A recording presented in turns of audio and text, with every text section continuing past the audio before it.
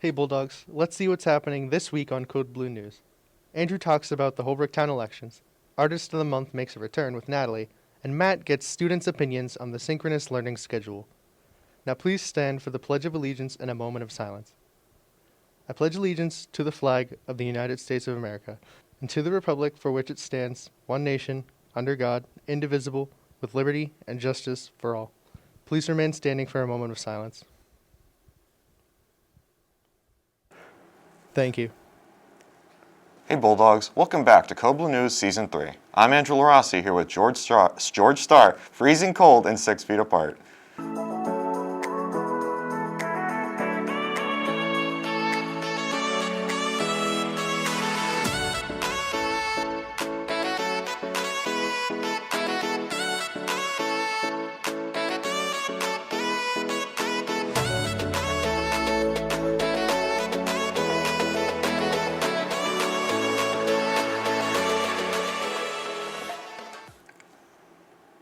Next week kicks off Black History Month, and we will be celebrating with different activities throughout the month.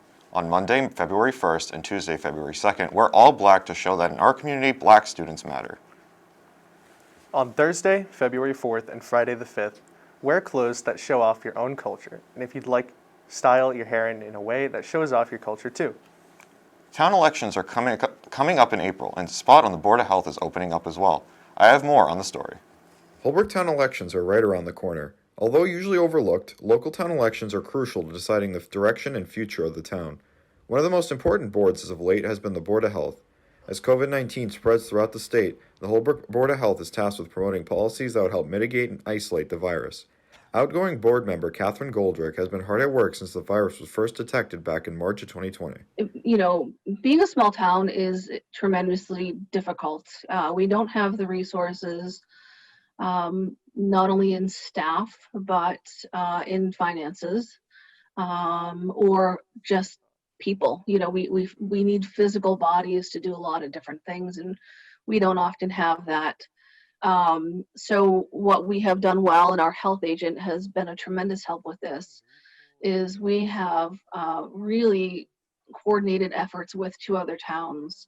So the town of Avon, which is much smaller than Holbrook even, and the town of Randolph, which is much larger than Holbrook, and the 3 of us with the head of our MRC team, our medical reserves team, have really formed a communication team where we can text each other 30 times a day, the 3 towns. So it's the health agents and myself, and we make decisions together and we coordinate efforts, and it has been, I think, the only thing that's kept us all sane. I would say for anyone who's running for a position, run for the right reasons, run for something that you're passionate about, have 2 or 3 things that you want to accomplish before your term ends. So at the end of your term, you can say that you gave back to the community and you accomplished 2 or 3 specific things, and it wasn't a waste, and it wasn't exhausting, and it wasn't, it was something that it was a service to your community and not to, like I said, your ego. I've seen that a lot. To run for a position, candidates must hand in nomination papers to the town clerk by February 11th. There must be at least 50 signatures from registered voters on the ballot. Town elections are on April 3rd. This has been Andrew Ross with CoBlue News. Back to you in the studio. Thanks, Andrew, and thank you, Ms. Goldrick, for your work on the Board of Health for the past 3 years. On Wednesday, the boys' varsity team faced Bishop Conley. The boys lost a hard-fought game, 64-77. Tonight's home game will be girls' varsity versus Bishop Conley. You can watch the game live on Holbrook Cam YouTube channel, or find it by going to hcamtv.org. The HMHS Parent Group would like to thank all teachers for their continued hard work through this pandemic. To give back, we're going to pull the names of 10 teachers for a raffle. Each winner will get a $10 gift card to local businesses.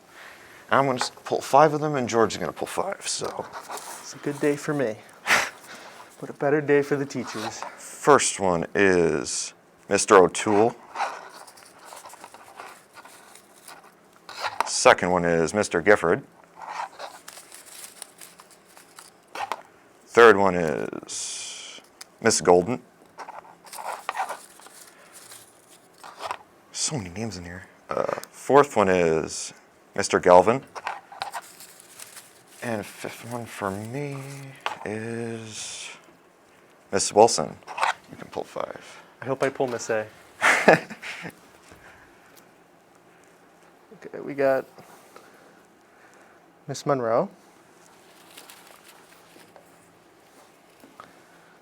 Miss O'Driscoll,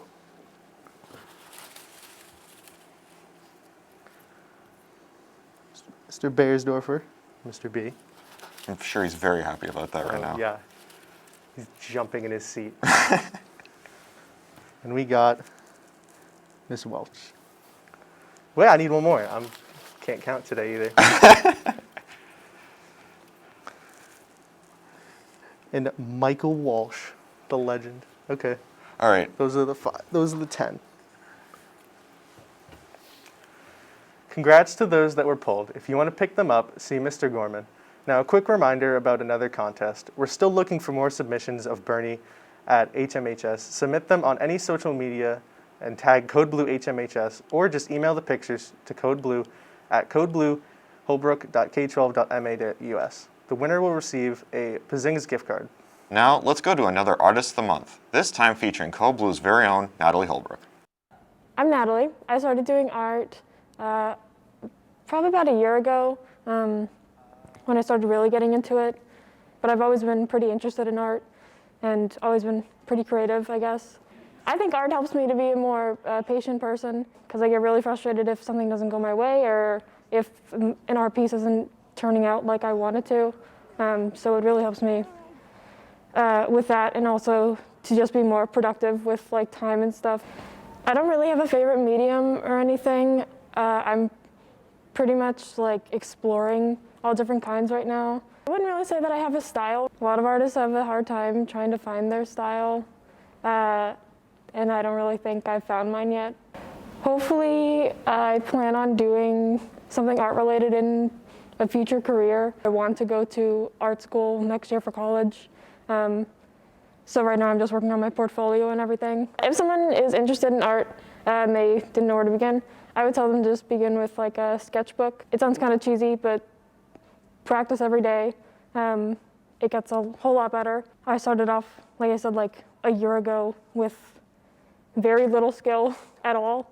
And now I've improved like so much, so anyone can do it. Even like if you don't think you're creative enough, it's like anything else.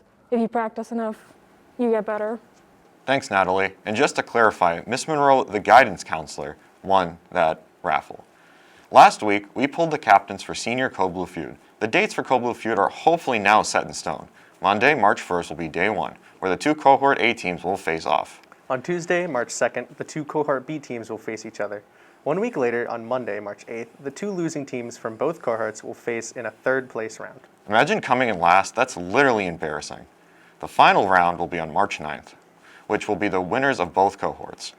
We should reiterate that these are the current plans. Due to a certain pandemic that I'm sick of mentioning by name, plans may have to change.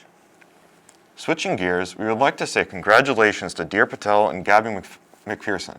They were both just accepted to the Southeast Massachusetts Junior District Music Festival. Dear will be playing percussion in the concert band, and Gabby will be singing in the chorus for the festival. They both worked extremely hard to prepare music and audition against hundreds of other students for all over Southeast Massachusetts, and scored high enough to be selected to perform at the festival in March. We're so proud of their hard work. It is a major music accomplishment. Last week, Synchronous Learning was implemented here at HMHS. This new system required all remote students to participate in class each period for at least 30 minutes. Let's go to Matt Messina to see what students think about the new system. Hello, ladies and gentlemen. My name is Matthew Messina.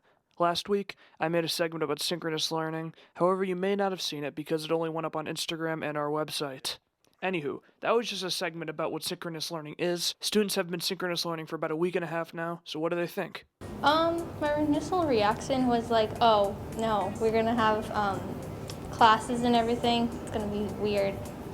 Especially, I also had a feeling of like what the teachers were gonna have to do because they had to be teaching both in person and online at the same exact time, so they had to like juggle both of them at the same exact time. I was so upset. I really I was on the phone with one of my friends, and we were about to cry. My initial reaction, I was a little surprised, but I wasn't surprised at the same time because I had a feeling something like this was coming, because it was just very easy for people at home to fall behind on stuff and not really be on top of their work, because when you're at home, it doesn't really feel like a school day, it feels like a weekend. So I feel like it was necessary, but at the same time, I'm not a big fan of it. It's okay, it's not really too difficult. I was a bit surprised that we've come to this ultimatum. I was a bit disappointed also because I think it's a bit too much on the students as it is because of the whole pandemic. So the stupidest rule of synchronous learning is that we have to keep our cameras on the entire time, because I get that they think we're gonna walk away and stuff. Sometimes I don't feel like you have enough time to get from one Zoom call to the other, because sometimes some teachers will go over the limit of 30 minutes, but that's normal because they have to get the learning that they have to get in. I don't have as much homework because I already get it done during the call.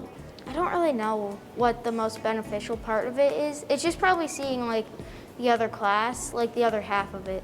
I think what could be beneficial is how maybe if students are confused, they could hop on the Zoom calls and explain or ask questions.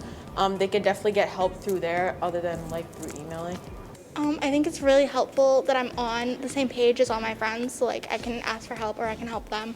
Let's just be honest. Synchronous learning has a few downsides, but it does have a few benefits.